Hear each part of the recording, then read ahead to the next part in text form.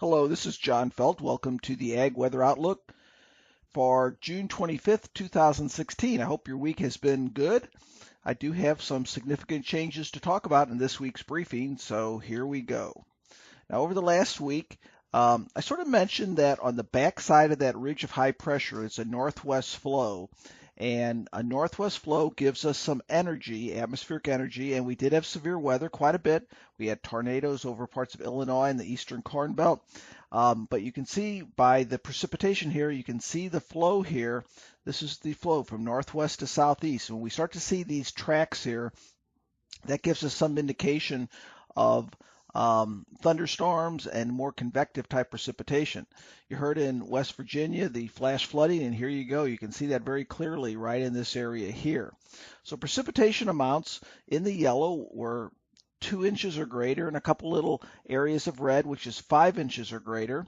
And if you were in those areas, even though you had to deal with the severe weather, and hopefully you're okay from those tornadoes in Illinois, but other than that, it looks like there was some beneficial rain in those areas. Now, lots of the other parts of the Corn Belt were below normal. For example, look at southern Illinois, no rain at all over the last 7 days.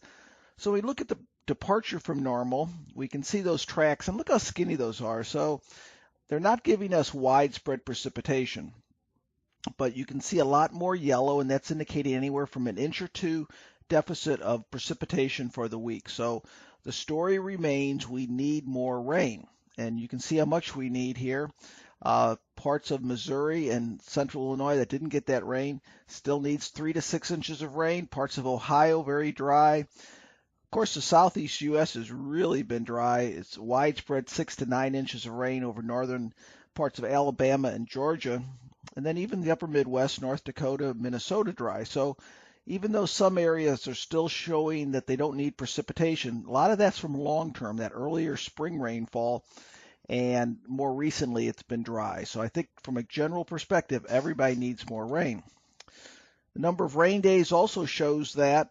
We see the areas in anywhere in the brown or yellow, parts of Kansas and northeast Missouri. That yellow is indicating only 4 to 6 days where any measurable rain has occurred. And I know there's some spots where there's been no rain for weeks. So again, I'm saying this in a lot of ways, slicing and dicing, that it's been quite dry. In addition, temperatures have remained up there. We didn't have as extreme of temperatures as we did last week, but still they were very warm, above normal, anywhere from 3 to about 6 degrees. And over the central part of the U.S., they've been even hotter, 10 to 12 degrees above normal. Now, I mentioned in last week's briefing that the position of this ridge of high pressure was really going to tell us our weather. So remember, when we had those extremely hot temperatures, it was centered over the U.S. or the middle part of the U.S. It's now pushed off to the west. That's why Arizona is getting record temperatures and we're having wildfire issues.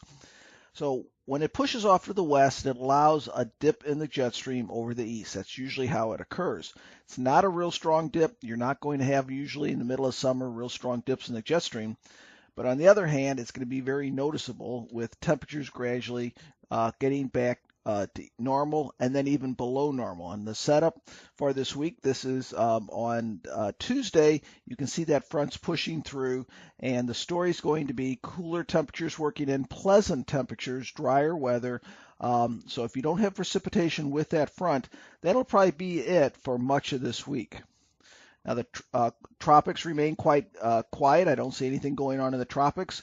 And as far as precipitation goes, well, I wish we had more of a widespread precipitation. We're getting better conditions as far as the temperature goes, but not so much for precipitation.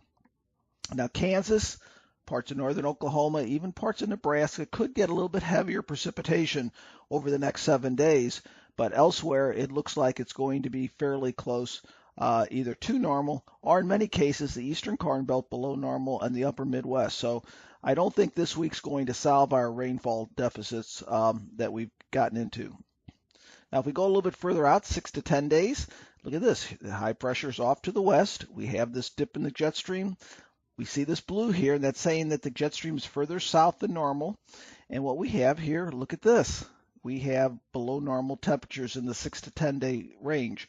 And to give you some idea on high temperatures, this is on July 1st. You can see over the eastern Corn Belt, the upper Midwest, high temperatures right now, the model's saying only in the 70s. Now that might be a little cool, but still we're looking at pleasant summertime temperatures.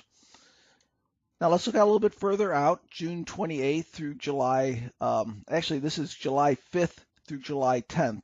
Didn't change that title, July 5th through July 10th, so the first week in July. The ridge of the high pressure is still off to our west. It's really anchored in this area, so the western U.S. is going to swelter with several weeks of really hot temperatures. I don't see the dip in the jet stream quite as much here, but it's still a bit of a dip in the jet stream, so temperatures will probably get back to normal. So we're starting up above normal, we're going below normal, and then we're going to get back close to normal by the early to middle part of July. Okay, so I have pretty good confidence in that temperature forecast. So let's look at precipitation. Right now, models are not showing widespread precipitation with that frontal passage. So the eastern Corn Belt below normal precipitation this week, and like I said, right over the central part of the U.S., perhaps some enhanced precipitation. But this front will be going through. It does not look like a widespread heavy rain producer. Hopefully I'll be wrong and there'll be a little bit more, but right now it doesn't look all that impressive. Now, week 2, I think the thought here is, and let's be a little bit optimistic, is that as that front comes back, that front that goes through, it's middle of summer, it's not going to stay to our south, it's going to come back and hopefully produce some rain on its way back as well. So that's why precipitation for week 2, it has some. Now, I think sort of looking at this is even though some areas are extremely dry, this is not that ridge of high pressure over us, extreme heat and dry type summer. We have had some daily precipitation somewhere, and if we continue that, we'll get better in some spots as long as we continue it. So this is, from that standpoint, I think this is sort of good that at least we're not looking at another week of no precipitation over the Midwest. Southeast U.S., on the other hand, Texas and this whole southern tier of the U.S., that looks quite dry on week 2. So as far as the takeaways, the trends look like this cooling trend pushing in throughout the week. Some scattered showers and thunderstorms with that trend, then below normal precipitation. And then week 2, let's think a little bit optimistically as that front passes through again, another chance of above normal, or I should say near to above normal precipitation in spots. Nothing real widespread right now, but I'll keep an eye on that. Have a great week. Talk to you again real soon.